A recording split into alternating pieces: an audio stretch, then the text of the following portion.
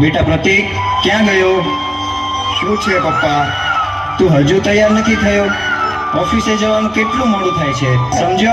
શું છે પણ રોજ રોજ પ્રતીક ઉપર ખીજાતો જ હોય છે. એ છે ને નાસ્તો કરે છે. નાસ્તો કરીને હમણાં જ ઓફિસે જશે. બેટા પ્રતીક, જલ્દી કર. એ આ સવાર સવારમાં અવની ક્યાં ગઈ? ભાભી, મમ્મી, દાદી, ક્યાં ગયા બધા? બોલો બેનબા, શું છે? ભાભી, આજે તો હું બહુ જ ખુશ છું. કેમ વળી? એ છે ને ભાભી, મારી બેનપણીને ત્યાં બાબાનો જન્મ થયો છે. ને ભાભી, જુઓ તો ખરા, મને આ પેંડાનું બોક્સ પણ આપ્યું. અને એ લોકો તો ગેટવે હોટલમાં પાર્ટી આપવાના છે. એમ? એ તો બહુ સારા સમાચાર છે હો ને બેટા. પણ હે ભાભી, આપણે ત્યાં ક્યારે પાર્ટી આપે એવું થશે? જ્યારે પ્રભુની ઈચ્છા હશે ત્યારે. એ બહુ દીકરા, જોજો હો, આપણે ત્યાં પણ ભગવાન દીકરો જ આપશે. અને તમે છે ને કોઈ દેવી દેવતાની બાધા લ્યો કે આપણે ત્યાં બાબો જ આવે.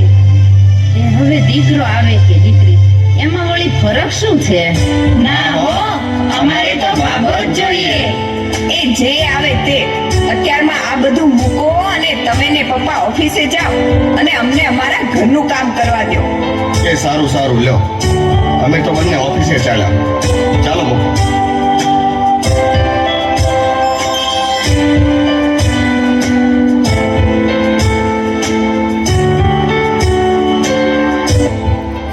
આ એક વર્ષ વીતી ગયું, પણ હજુ વહુ દીકરાને સારા સમાચાર નથી.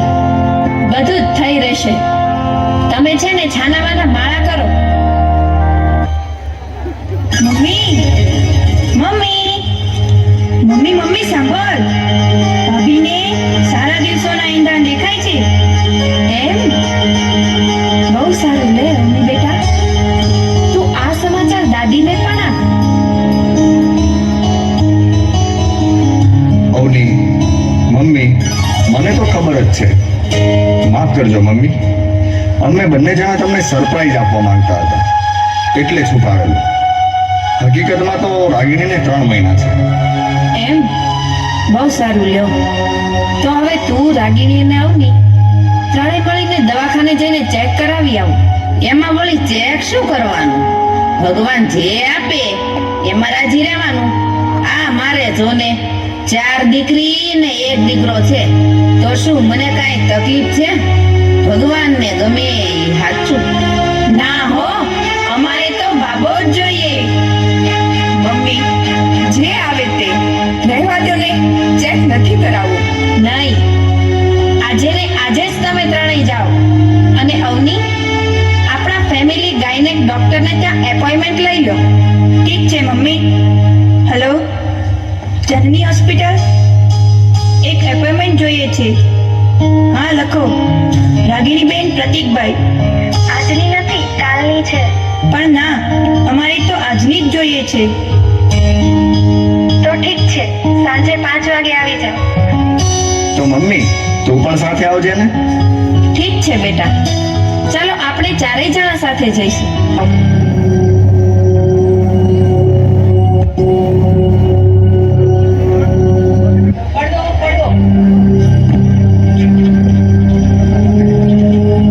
પ્રતીકભાઈ, બેબી છે. અરર, મારે તો બાબાની આશા હતી. આ તો બેબી છે. હવે એમાં શું વળી મમ્મી, એબોર્શન કરાવી નાખી. હા, બેબીને કાઢી નાખો. બાબો હોય તો જ રહેવા દેવાનું હતું. રાગિણીબેન, પ્રતીકભાઈ, તમે જરા કઈ ત્યાં આવશો?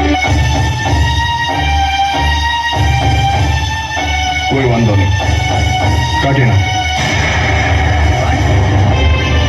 કીધું ને એક વાર.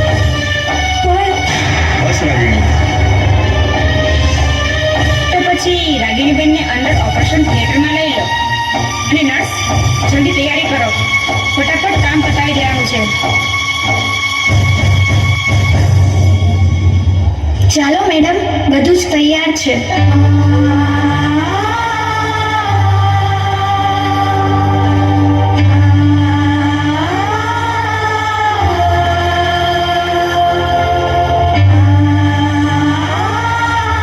પ્રતિકભાઈ, તમારું કામ પૂરું થઈ ગયું છે. મારી ફી કાઉન્ટર ઉપર જમા કરાવી દેજો. સારું, ઓકે. અને નર્સ, તમે આ લોકોને 3 કલાક પછી રજા આપી દેજો.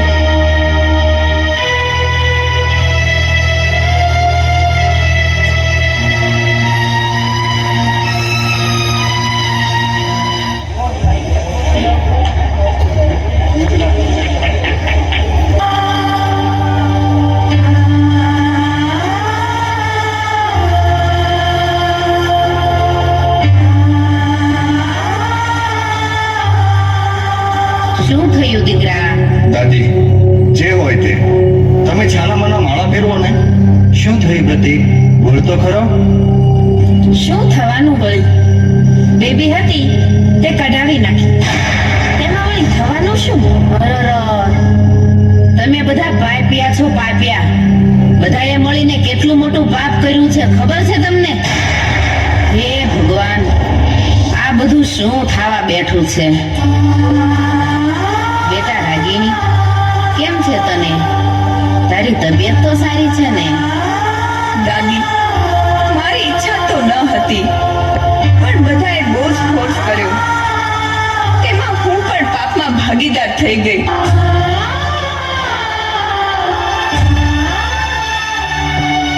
મમ્મી, ઓ મમ્મી, મમ્મી, મારી વાલી મમ્મી, કેમ છે મમ્મી? તું હવે દવાખાનેથી ઘેર આવી ગઈ હશે ને? તારી તબિયતની મને ચિંતા થાય છે. હવે તારી તબિયત સારી હશે ને? કોણ છે? કોણ છે? કોણ બોલે છે તું? કોણ છો તમે? કોણ છે તું? તારાથી તરછોડાયેલી હું તારી અભાગની દીકરી છું. હે માં, તારા કુખે મારો અંશ રહ્યો.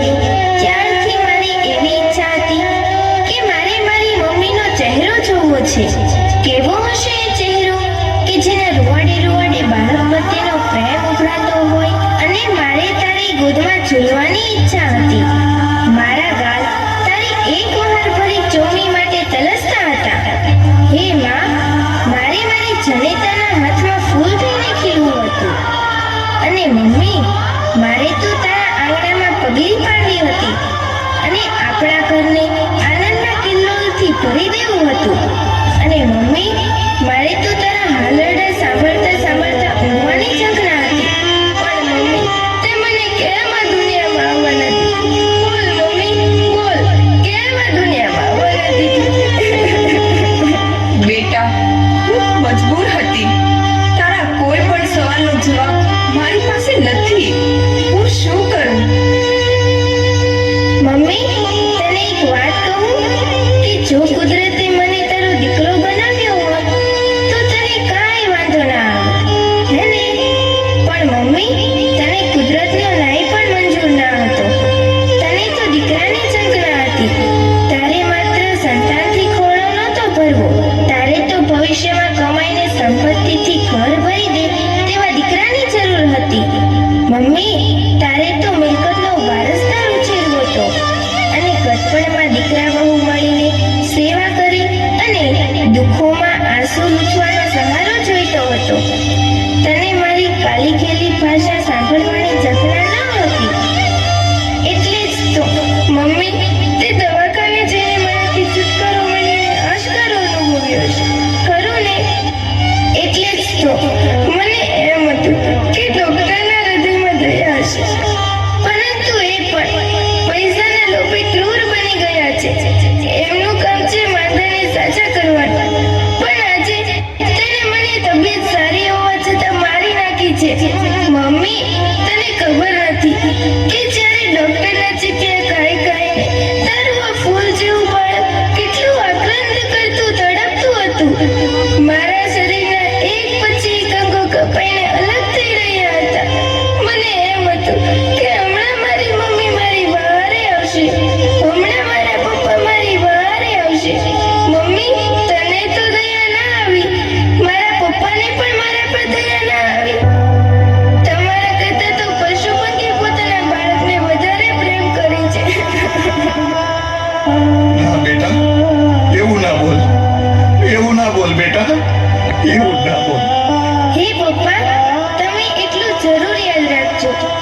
પપ્પા જ્યારે કોઈ ચિંતામાં હોય કે થાકેલા હોય ત્યારે દીકરી જ તમારા ખબર અંતર પૂછતી હોય છે.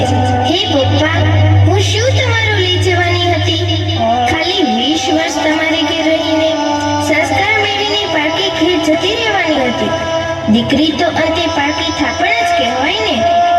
તમારા આશીર્વાદ લઈને સાસરે જતી રહેવાની હતી. તો હે પપ્પા, હું તમને એટલું પૂછું છું કે હું ક્યાં તમારી પાસે મિલકતમાં ભાગ માંગવાની હતી? તમે જે આપો તેમાં રાજી રહેવાની હતી. છતાં તમે મને આ ધરતી પર તમારી સેવા કરવા માટે તેમજ તમારો ખોળો ખૂંદવા માટે આવવા ના દીધી. મને કેટલી ઈચ્છા હતી કે મારો જન્મ થશે, મારા મા બાપના લાડકોડમાં ઉછેરીને બંને કુળને ઉજાળા કરી બતાવીશ. પણ પપ્પા, તમે ને મમ્મી મને તો જન્મ જ ના લેવા દીધો. મારો શું વાંક મમ્મી? પપ્પા, મારો શું વાંક? બોલો, શું વાંક? ના દીકરી, તારો કોઈ વાંક નથી. દોષ અમારો જ છે. પુત્રના મોહમાં અમે તને ન સમજી શક્યા બેટા, તને ન સમજી શક્યા. ઠીક છે પપ્પા, તમને તો દયા ના આવી, પણ મારા પ્રભુને મારા પર જરૂર દયા આવી ગઈ. ડોક્ટરના ચીપિયા ખાઈ ખાઈને મારું ધબકતું કમર હૃદય ફટ થઈને ફાટી ગયું અને પ્રભુએ મને ઉપર બોલાવી લીધી. પપ્પા,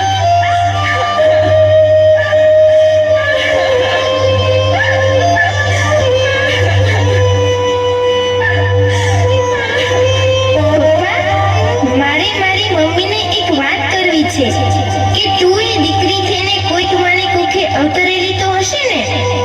એ વાત કેમ ભૂલી ગઈ? બીજું તો ઠીક છે, પણ તારા પેટને મારી કબર બનાવતા તને જરાય દયા ના આવી? હે માં, તને મારો ચહેરો જોવાનો સંકલ્પ પણ ન થયો? ચિંતા ન કરતી મમ્મી, હવે ભૈલો જ્યારે જન્મ લે ત્યારે તેને આ દીદીની યાદ આપજે.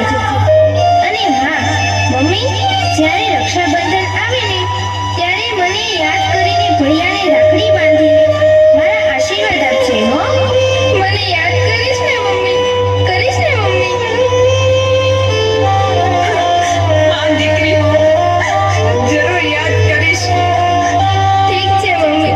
છેલ્લે એક વાત કરતી જાઉં છું કે તારા જેવી માતાને કોકે જન્મ લેવો તેના કરતાં તેવી માતાને કોકે જન્મ લેવો સારો, કે જે માતા દીકરા દીકરીને એક સમાન સમજે. માટે હું જાઉં છું મમ્મી, હું જાઉં છું.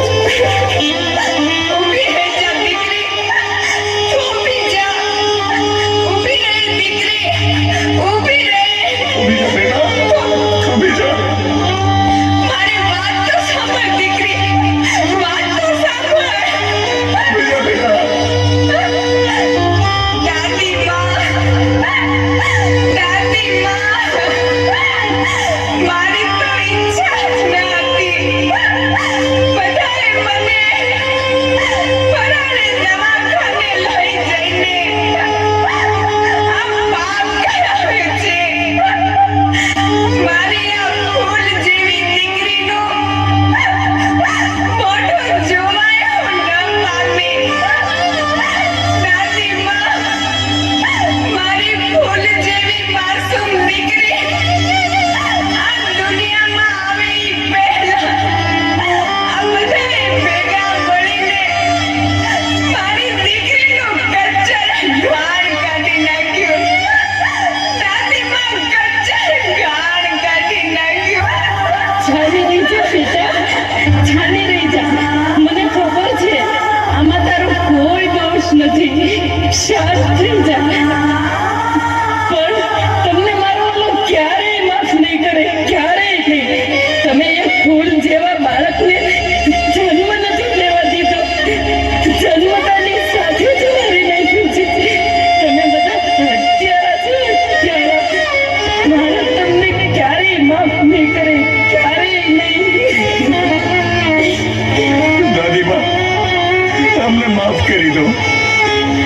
અમારાથી બહુ મોટી ભૂલ થઈ ગઈ દાદીમાં. હવે અમે ક્યારેય આવી ભૂલ નહીં કરીએ, ક્યારે નહીં કરીએ દાદીમા. ક્યારેય નહીં કરીએ. અમે હવે ખૂબ પસ્તાઈએ છીએ, પણ હવે શું કરીએ?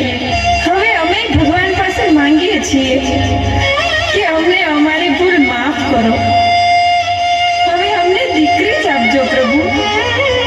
અમે અમારા મહોલ્લામાં પેંડા વેચશું અને અમે આખી દુનિયાને કહીએ છીએ કે આવું ઘોર પાપ કોઈ ના કરશો, કોઈ ના કરશો. અમે જે ભૂલ કરી તે કોઈ ન કરતા. આ તો બહુ મોટું પાપ છે. ભગવાનની રચનાની વિરુદ્ધ પગલું કોઈ દિવસ ન ભરતા. અમે સૌ તમને હાથ જોડીને નમ્ર વિનંતી કરીએ છીએ કે કોઈ મા બાપ આવું ઘોર પાપ ના કરશો. તો આવો આપણે સૌ એક સાથે એક હાથ ઊંચો કરીને પ્રતિજ્ઞા કરીએ કે અમે ક્યારેય દીકરો કે દીકરીમાં તફાવત નહીં સમજીએ. ભગવાન દીકરો આપે કે દીકરી એક સમાન સમજીને મીઠાઈ વહેંચીશું અને સૌને સમજાવીશું કે દીકરો હોય કે દીકરી બધું એક જ છે, એક સમાન છે. તો સૌ સાથે મળી પ્રતિજ્ઞા કરીએ.